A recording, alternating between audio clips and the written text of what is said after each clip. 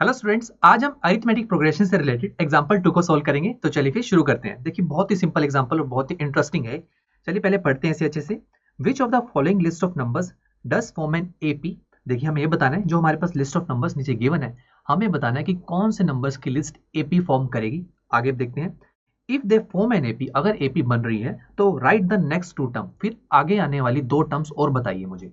बहुत ही सिंपल है। देखिए किसी भी लिस्ट ऑफ नंबर्स को मुझे एपी प्रूव करना हो तो क्या हम देखते हैं कि उन नंबर्स में जो डिफरेंस है वो क्या चल रहा है, कांस्टेंट, यानी कि कॉमन डिफरेंस आ रहा है। तो इट मींस हम बोलेंगे कि वो क्या है, एपी।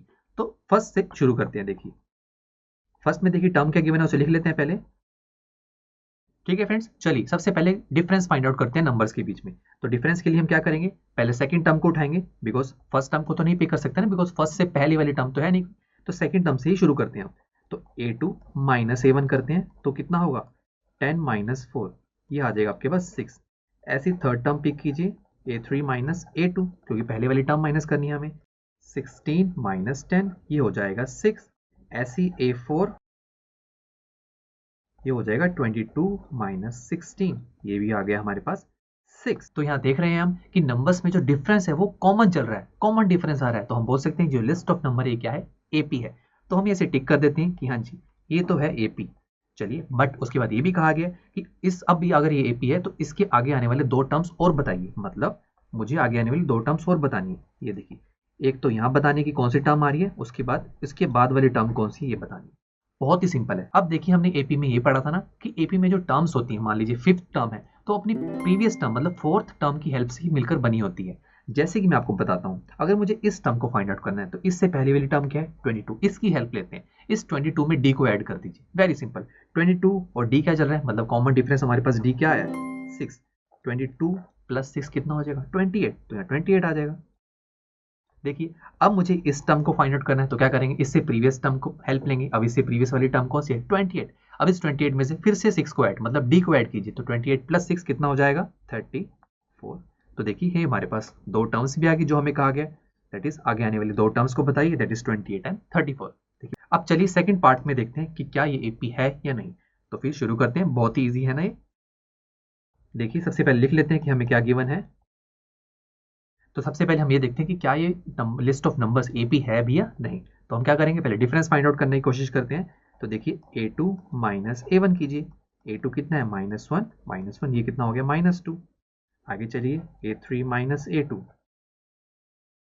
-3 माइनस -1, ये भी हो जाएगा -2। ऐसे देखिए a4 माइनस a3, यानी कि -5 माइनस ऑफ -3, ये भी हो गया -2। तो देखिए यहाँ पे जो डिफरेंस है वो कॉमन आ रहा है, यही तो चाहिए। तो मतलब हम कह सकते हैं यहाँ पर जो कॉमन डिफरेंस है वो -2 है, और ये जो सेकंड पार्ट है ये क्या है, ये है एपी। ठीक है फ्रेंड्स, अब ये भी कहा गया ना, अगर एपी फॉर्म होती है तो बताइए इसमें आने वाली दो टर्म्स और बताइए, एक ये टर्म और ये टर्म। कैसे बताएं, बहुत ही सिंपल है। तो फिर देखिए अगर इस टर्म को फाइंड आउट करना है तो क्या करेंगे, इससे प्रीवियस टर्म को देखेंगे, दैट इज -5। इस -5 में डी को ऐड कर देंगे।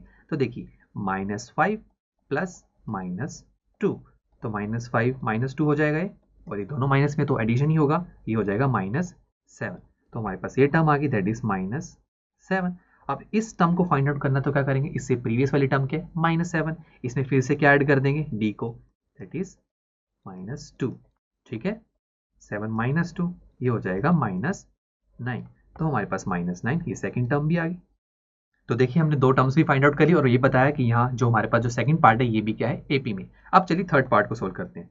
थर्ड पार्ट में देखिए क्या कहा गया है, पहले लिख लेते हैं कि हमें क्या गिवन है, कौन सी सीरीज गिवन है ये।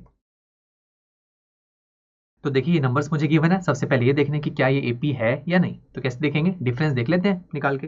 तो चलिए फिर सबसे पहले देखते हैं a2 minus a1, second term को पिक किया, उसमें से फर्स्ट को माइनस कर रहे हैं, दैट इज 2 माइनस ऑफ -2, ये हो जाएगा 2 प्लस 2, बिकॉज माइनस और माइनस मल्टीप्लाई हो रहे हैं ना, तो प्लस हो जाएंगे, और 2 प्लस 2 कितना होता है, 4।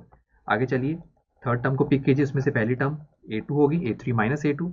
अब थर्ड टर्म देखिए कौन सी है, -2, और सेकेंड टर्म क्या है, 2, तो ये हो जाएगा -2 और ये ऐड ही होंगे बिकॉज दोनों माइनस में, ये हो जाएगा -4।